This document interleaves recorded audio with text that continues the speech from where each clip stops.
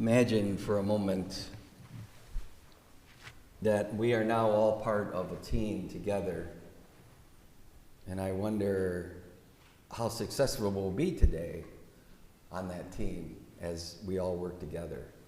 Now you might say, well, it might help if you know what kind of team it is. Are we a sports team? Are we a book club? Are we a card-playing team? What are we? Because then that'll determine, we'll pick the captain and then we'll go from there. When I would say to that, it doesn't matter what kind of team we are. The only thing that matters is that we know that we are a team together and that we all work together with honesty, integrity, with great love, respect for each other. And I would say that our readings today really challenge us to know that, do we know that we're all part of one team? And what is our goal, and what are we supposed to do with that today? I love our first reading. I mean, I could just meditate on it and just read it over to you again, but Rick did such a great job. But what does Paul say to those Romans? He's like, you're all members of a one team.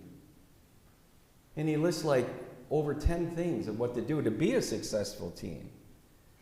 It's like you got to let love be sincere. You got to persevere in hospitality. You got to let your prayer be reached not only in your own heart, but to everyone. Paul lays out all the ingredients for a successful team. He says you're all part of one. You're all a part of the body of Christ.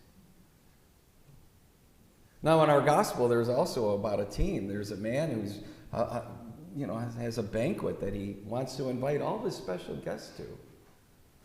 But when the day comes, one by one, they all excuse themselves for good and bad reasons, right? But they fail to come. And the master sends out more invitations to people he doesn't even know.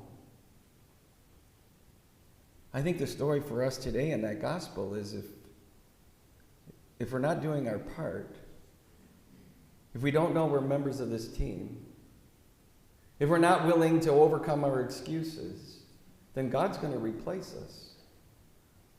God's going to find someone else to do that work that he's invited us to do.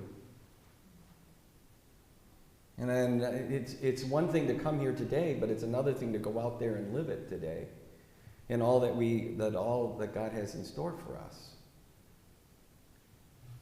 So in the words of St. Charles Borromeo today, can we live with that eagerness of wanting to be on that team together and do everything we can in thought, word, and deed to keep the presence of God in our midst so that we will be a successful team together today and to glorify God in all that we do?